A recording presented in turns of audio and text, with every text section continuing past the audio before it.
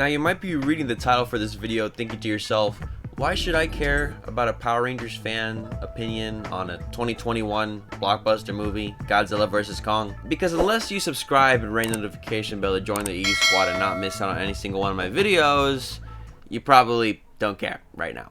But let me tell you why you should. Because Power Rangers has actually had origin in Godzilla. If you didn't know, the whole Power Rangers franchise is an American Tokusatsu production. And Tokusatsu in English basically means special effects film, or practical effects film, however you want to consider it. And we know Tokusatsu thanks to shows like Super Sentai, Kamen Rider, and Ultraman. However, Tokusatsu didn't come from spandex heroes and colorful explosions, it came from monsters and monster films. Specifically in 1954 with the original Godzilla film, which is actually the first kaiju film as well, because back then Tokusatsu wasn't these heroes, it was the monsters and the kaiju. And of course both things like Godzilla and the rest of Tokusatsu genre, including Power Rangers, has evolved throughout the years. Power Rangers of course now being on its 28th season and having 3 financially failed movies, but we don't talk about that here. Not today at least. While Godzilla has become a multi-million-dollar franchise,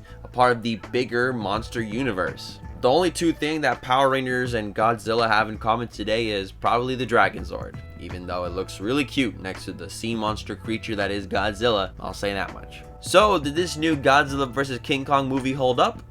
Let's talk about it.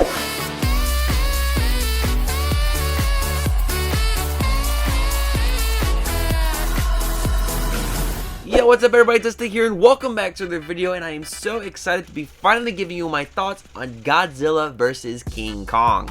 Now this is a different video than ones I usually do in the past about Power Rangers because, you know, I'm talking about different stuff now. I've done whole videos about my thoughts on Super Sentai series, and now I want to jump into something else and give you my thoughts on Godzilla, which has origins in Tokusatsu, which became Power Rangers.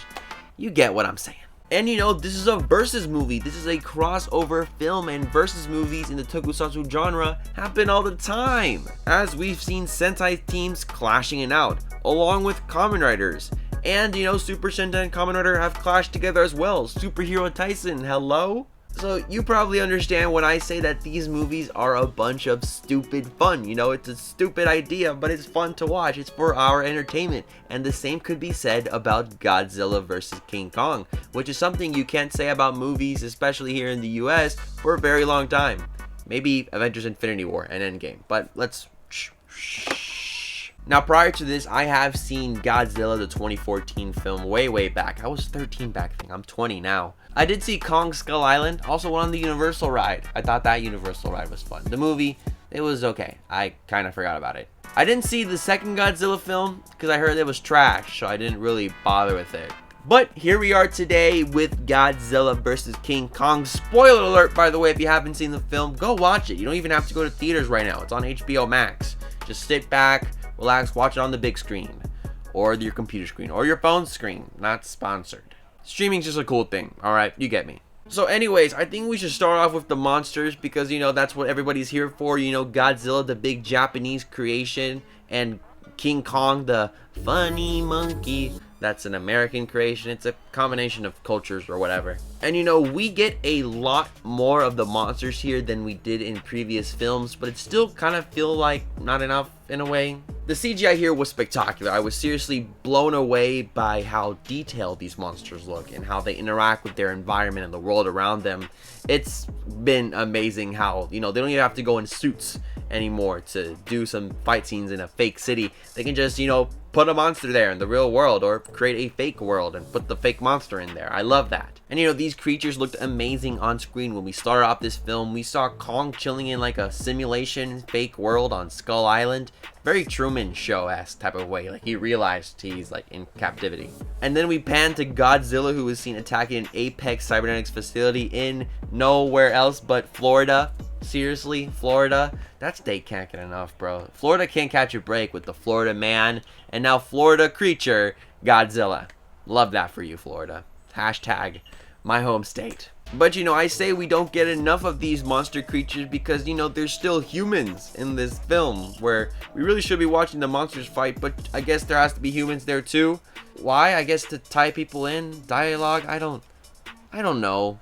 And you know, the human characters in this movie was kind of mid, to be honest with you. Like, I wasn't rocking with the crew that was hanging around with Kong, following him around.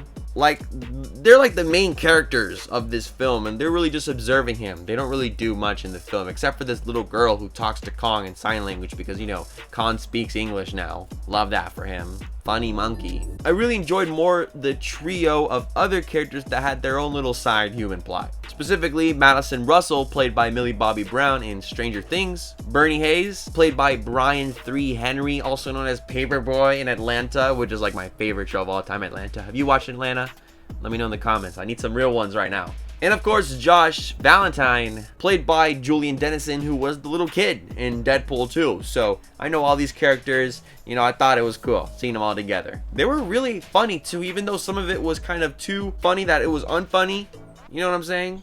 As you know, this was more of a comedy relief thing. And you know, I enjoy comedy relief stuff, but it shouldn't always be funny. You know what I'm saying? Like, we should just have monsters attack and just commit bad crimes against humans. Like, you know, it was so unfunny that I just had a straight face the whole time. I was like, you know what I'm saying? Bernie Hayes in this film is like a guy who works at Apex, who is actually a conspiracy theorist who makes his own podcast and no one knows his identity. And, you know, these little kids like Millie Bobby Brown's character find out that he's the theorist online. And if anything, that shows me that, hey, conspiracy theories, you know, they be spitting straight facts, what they're doing over there. I don't know if that's a good message out there. But hey, the humans play like a simple role. They have a simple arc, you know, point A, point B, really quickly to get little screen time.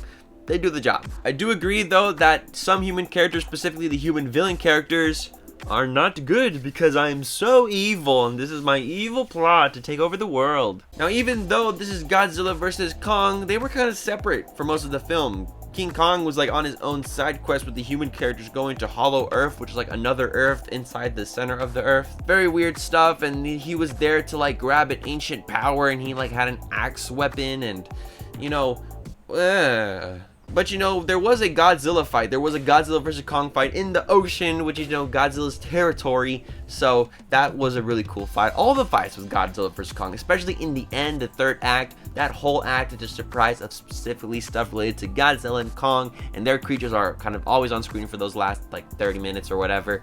That was really cool. I really enjoyed that. Because, you know, the monsters are fun. These are titans and these are fun to watch, especially Mecha Godzilla. That's right, Mecha Godzilla, but he's a robot. Not doing any robot dances. He's just destroying cities with the red blast, which I love, my favorite color. Also, mecha in general, mecha is just like a Toku thing, you know, like that's basically how the Megazords came up. Megazords. Fun fact of the day. And once these fights are happening, they're happening, and they are some of the coolest moments in this film, showing how these monsters interact with the earth around them, how the humans are being affected down below, and how these monsters are just taking these hits and these cool, intricate moves. I just love seeing all of that. And you know, overall, put all that together with the human aspects and just all the plot or whatever, I enjoyed this movie. It was really good. I'm not going to see it again. Don't plan to. But for when I saw it, I liked it. I enjoyed what I saw. It was a fun time, and specifically for the fights alone, that's a fun time. You know, you come for the fights, stay for the fights, you watch the human parts, but you really see those monster fights. As you know, the humans don't do much in this film. They do have, you know, small impactful moments, like the girl's relationship with King Kong. That was a really special part of the film. Also, that comedic trio that I talked about earlier, those guys were just amazing to watch, because I just love all those actors. Overall, out of 5 stars, I gotta rate this movie a 3.5. That sounds about right. So, 7 years of build-up from Godzilla, the King Kong movie, the Godzilla sequel, until now in this big crossover movie. Was it worth it?